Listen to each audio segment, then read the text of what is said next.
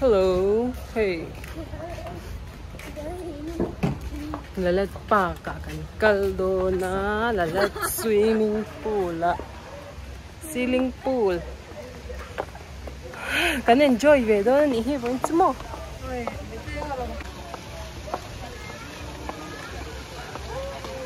Nè, vì con ổng luôn mày.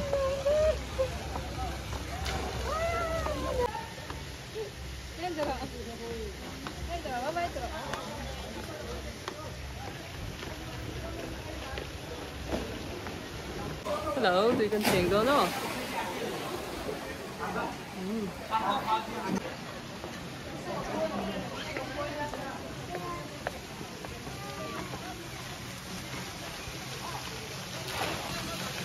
Hết cả hết là thế.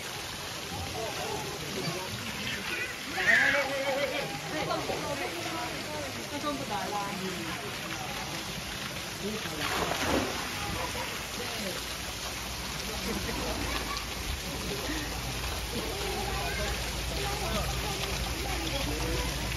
Đây nghe. Itu tahir tu belum ber. Terus.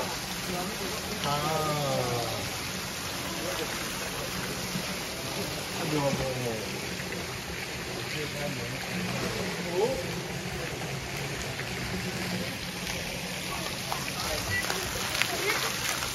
Oh. Mà.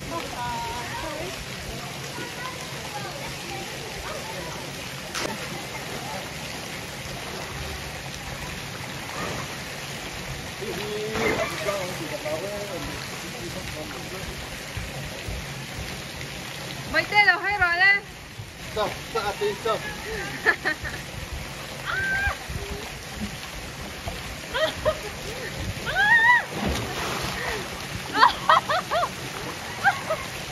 Udah tapi gua. Nó còn chưa chưa. Cái này có thể mua cái này hết đấy rồi. Cái nào cũng đâu còn sổ ra. Nào còn.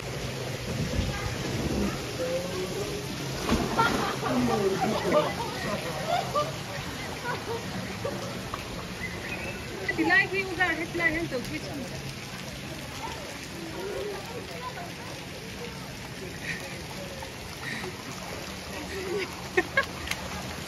Kalau udah nih hai.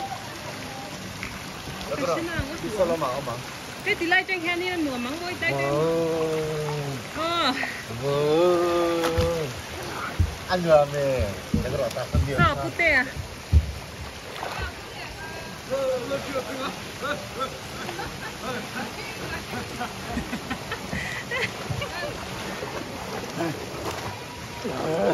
Sao hay nó không thành nó? Má tổ chức kìa. Biết nè, nó cứ mới ăn xin đâu mấy rồi.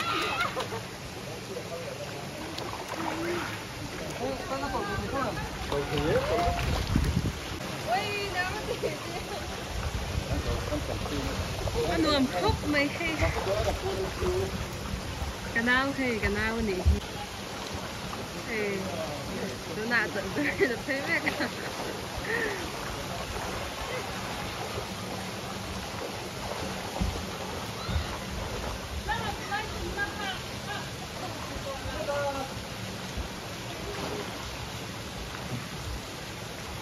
Đây có ô chia nè. Có vẻ là được. Thân sơn lại cho dài đây à.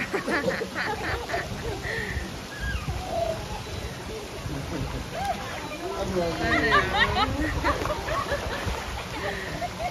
Nào khúc lại. Nó đọc khát túi lim nó sơ cũng nha. tí liệu tiếng nha. 아까 우리 간이 떴어.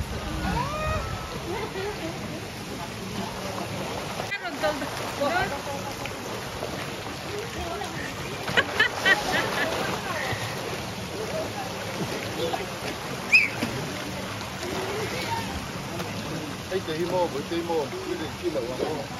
Không có gì. Nó tôi rồi ăn muỗng nữa tôi. Ăn luôn nó sụp mua rồi. Cái tật lại đó nè. Không tật thế đâu.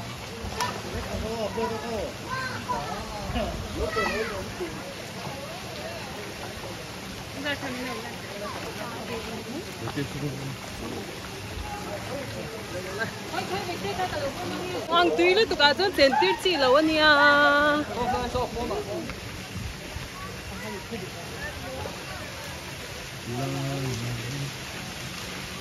Vẫn chưa hay ăn chung của in lệ cầm nào cái này. Lalat pa kakan kala. Ano khóc mày à? Sunday lâu hi tu hin oli ke hian kan ni tu lo bang hian. Kan ni ani kan ni kan hian.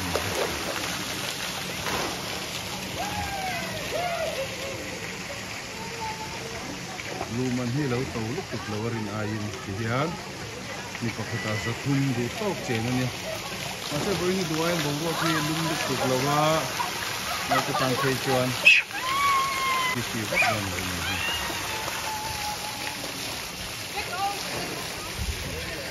Lại hiểu το slide. Το κάνουμε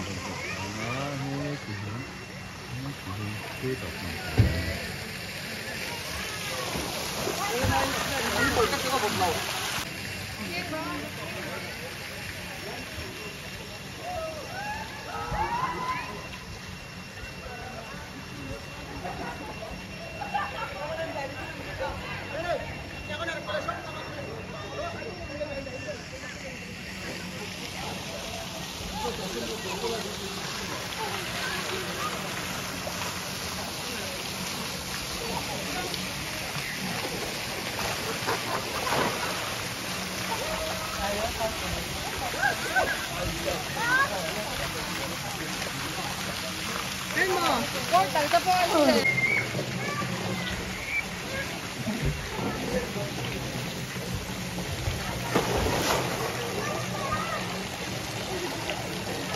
Metele ama.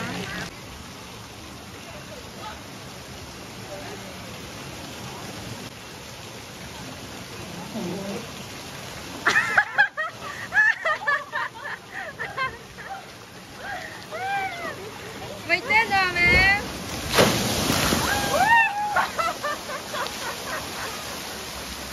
Kaya. Anh nghe trời là hơi tệ. Nghe sao? Ano khóc mẹ. Giờ tôi phải đi luôn đó.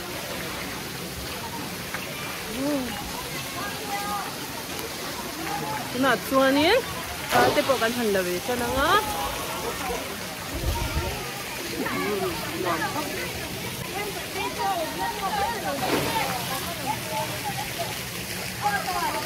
Ui.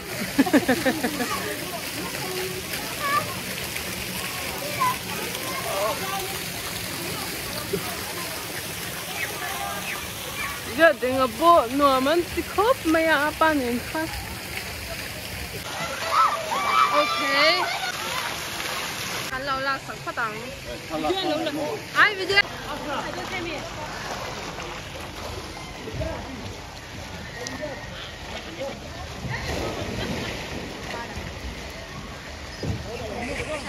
Ê, có hùa. Ê, nằm đứng từ.